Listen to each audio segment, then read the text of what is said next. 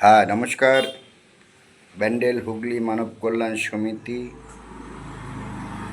RTI club founder president এবং বিভিন্ন স্বেচ্ছাসেবী সংস্থার এগুলো কথিত পরামর্শদাতা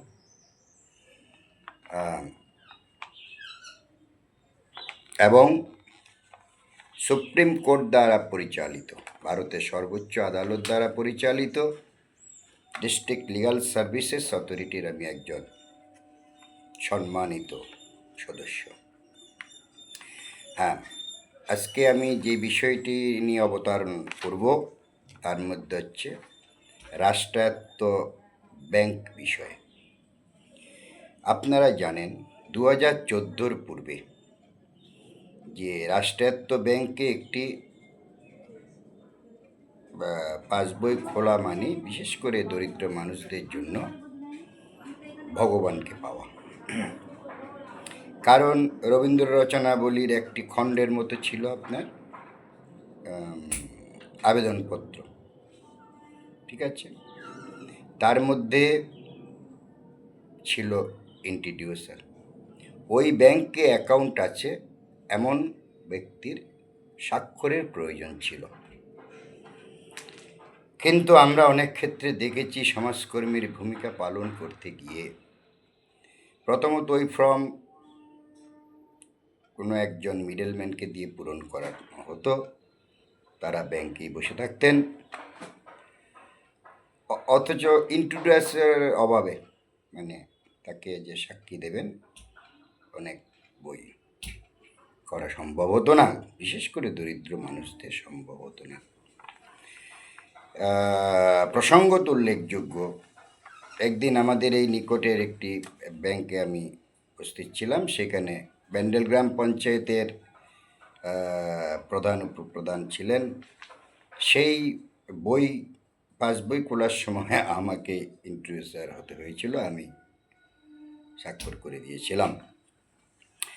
হ্যাঁ, আপনারা যারা আমাকে জানেন, আমি সম্পূর্ণ অরাজনৈতিক একজন ব্যক্তি।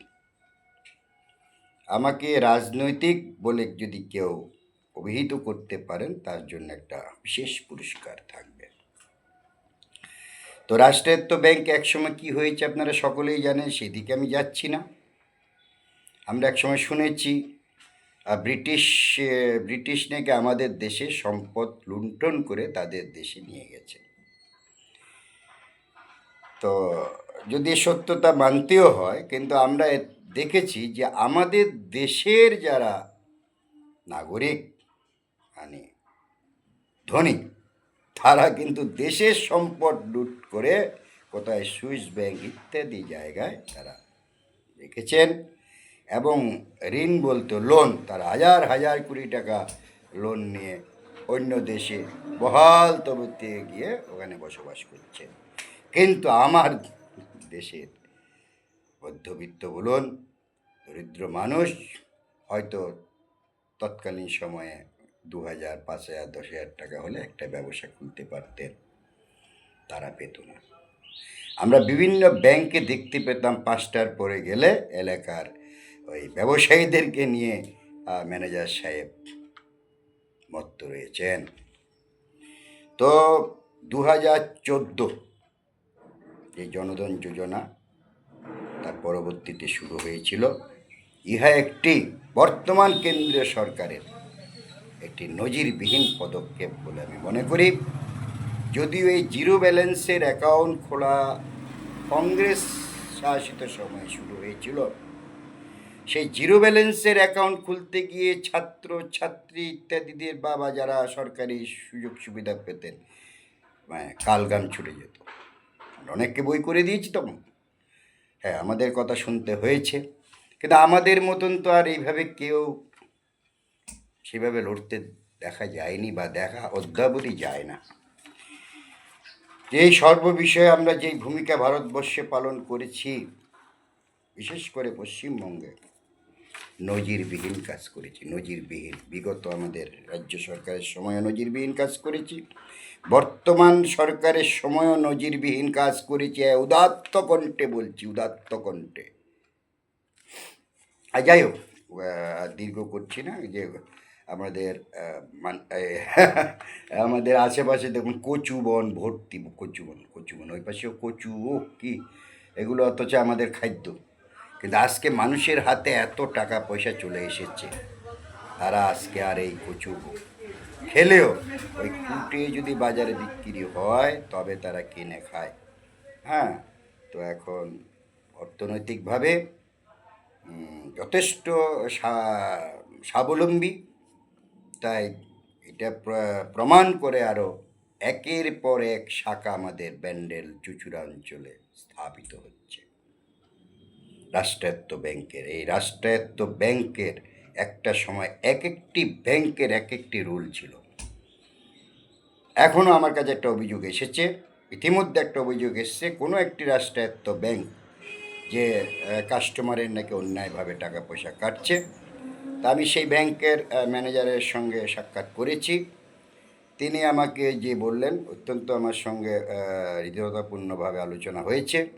বলছে তেমন কোনো বিষয় যদি আপনারা অভিযোগ করে থাকে তাদেরকে নিয়ে আসুন, আমরা দেখে নেব। হ্যাঁ, ব্যাংকের বিভিন্ন ধরনের বই হয়, জিরো ব্যালেন্স থেকে শুরু করে। তো আমি এবার সংক্ষিপ্তে চলে যাচ্ছি। গত কয়েক বছর আগে এখানে ব্যাংক অফ বরোদার আমার একদম ঢিলছোড়া দূরত্বে একটি ব্রাঞ্চ হয়েছে। একটা সময় এই ব্যাংকগুলো ছিল না, সেই 2014-র পরে জনধন যোজনায় সেই ব্যাংক ম্যানেজারদের নিয়ে এসে আমি এখানে ক্যাম্প করেছি, জিরো ব্যালেন্সের ক্যাম্প করেছিলাম।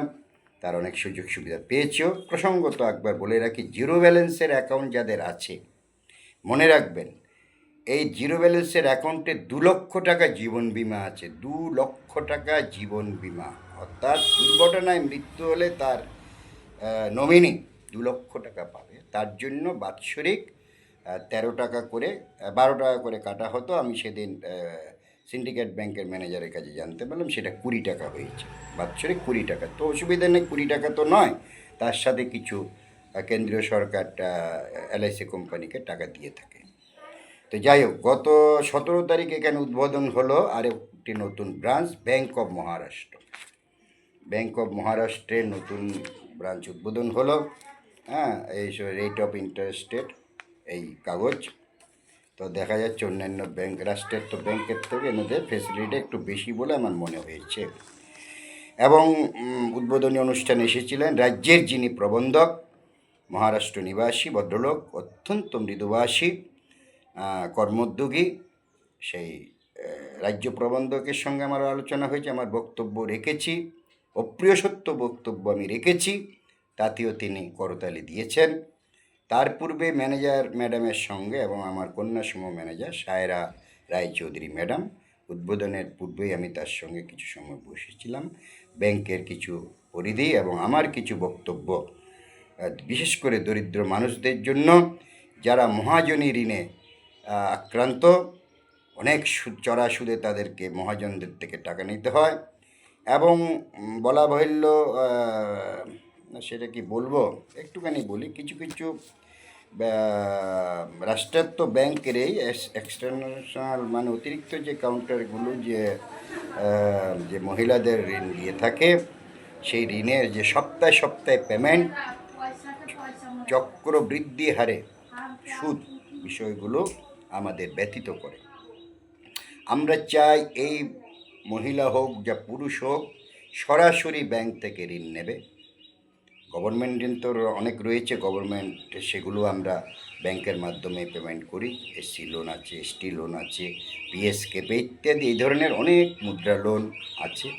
আমরা কিছু কিছু ব্যাংক ম্যানেজারদের মাধ্যমে এগুলো স্যাংশন করিয়েছি। বলা বাহুল্য, প্রতিটি ব্যাংক ম্যানেজারদের সঙ্গেই এলাকায় মোটামুটি, প্রতিটি বলাটা ভুল হবে, এখানে মোটামুটি 4-5টি ব্রাঞ্চ ম্যানেজারদের সঙ্গে আমাদের খুব সুন্দর অভিন্ন হৃদয় সম্পর্ক রয়েছে। আমরা সুপারিশ করলে তাহারা লোন দিয়ে থাকেন।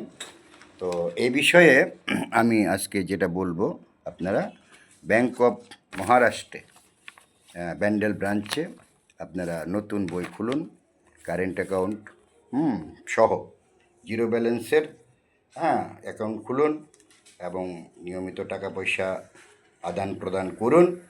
আপনাদের হঠাৎ করে ব্যবসায়িক প্রয়োজন হোক বা যে কোনো প্রয়োজনে ঋণের প্রয়োজন হলে আমরা সুপারিশ করব। রাজ্য প্রবন্ধক রয়েছেন, বড় ঋণের ক্ষেত্রে হয়তো তার অনুমোদন প্রয়োজন হবে, তার সাথে আমার খুব ভালো সম্পর্ক হয়েছে।